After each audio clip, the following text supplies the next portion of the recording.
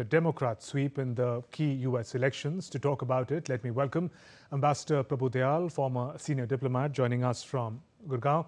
Ambassador Prabhu Dayal, good evening and welcome. Now, are these isolated wins for the Democrats, or have the American people delivered an important message for President Trump? Well, first of all, thanks for having me on your show.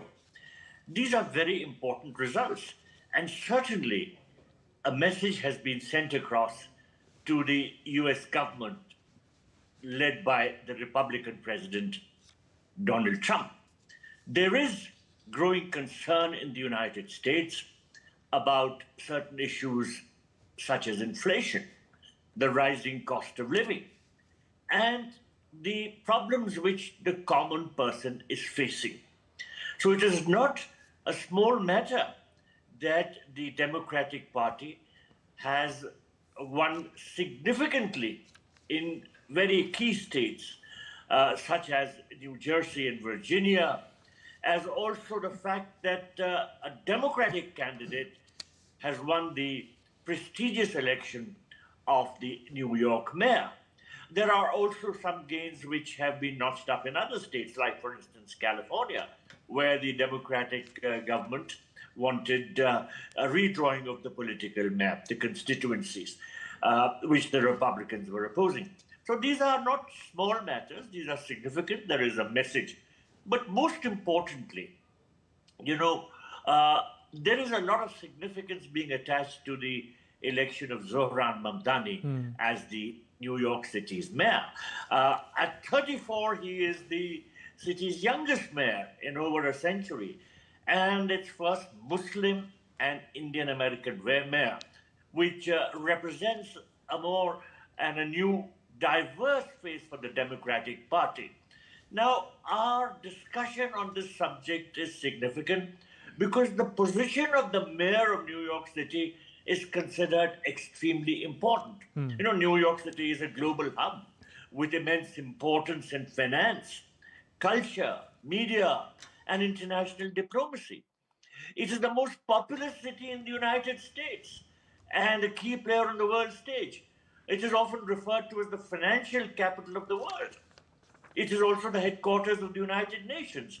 And previous mayors of New York have included very powerful names such as Michael Bloomberg and Rudy Giuliani. And Ambassador Dayal, if I may just mention that it's also home to one of the largest immigration population in the United States.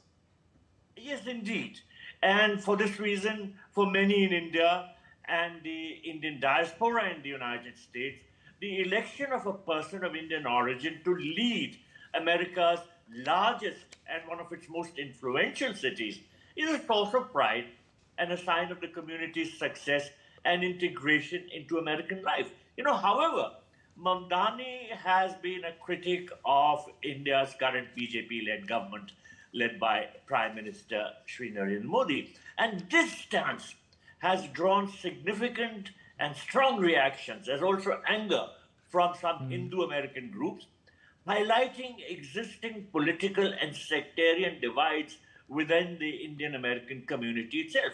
So his victory brings additional complexities to the perception of the Indian-American political identity, which is not monolithic, but diverse in its political desires and views on both US and Indian affairs. And given the sort of adversarial stance that Zohran Mamdani and President Donald Trump have vis-a-vis issues of economic reforms or the issue of immigrant and their welfares, how difficult is the road ahead for the new mayor of New York going to be, particularly given that President Trump had threatened to cut federal funding for the city? Well, President Trump has said he will go ahead and cut this federal funding. So this will make things a little complicated. But nonetheless, Mamdani must have figured it out how he's going to raise the finances. And he has pointed out that as mayor of New York City, his primary focus will be on the local urban issues, such as affordable housing, public transit, and city taxes, and not international foreign policy. So in that sense, we don't really have to be so directly concerned.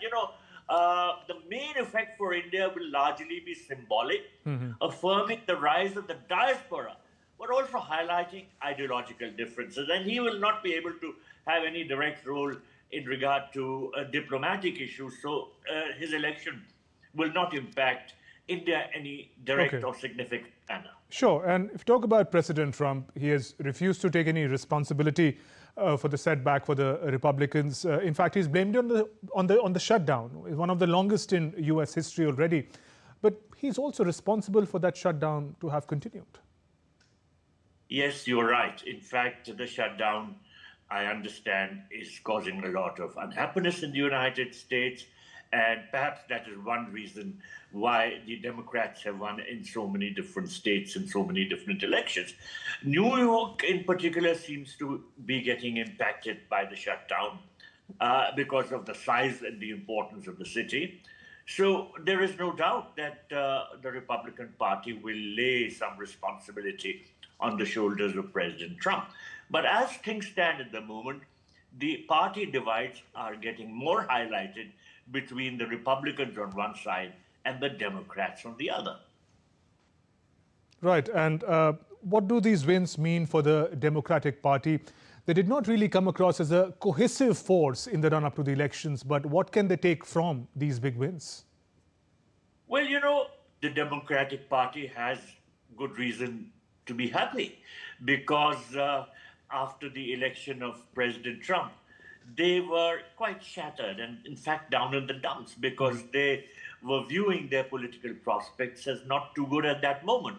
But these recent election victories in so many different states, and in particular the New York City's mayoral election, certainly has cheered up the Democrats, and they are looking forward to their prospects, particularly as regards the presidential election, which will be coming up in a few years. They have won two key gubernatorial races. The governor of New Jersey and the governor of Virginia are going to be Democrats. That's not a small matter. But this is just a pointer to how people are feeling, how they are thinking, and what are the challenges which lie ahead for President Trump on the domestic political scene. So the battle is only going to intensify from here. And talking about the battle intensifying, are these elections also a sort of warning sign for President Trump and the Republican Party ahead for 2026 midterm elections? Yes, I entirely agree with you, because these are seen as warning signs, particularly because they show how the popular vote is tending to go. The direction of the political thinking becomes evident from these election results. And surely the Republican Party requires to put its head together and see where things have gone wrong and what could have been done better. So as I see it, the political battle between the Democrats on one side and the Republicans on the other is going to only intensify. And in the elections that would be coming up in various states and various other constituencies, this tension and this battle for supremacy will become more and more evident, leading, of course, up to the next presidential election. On that note, Ambassador Prabhu Dayal, thank you very much for joining us on the News Hour and sharing your perspective.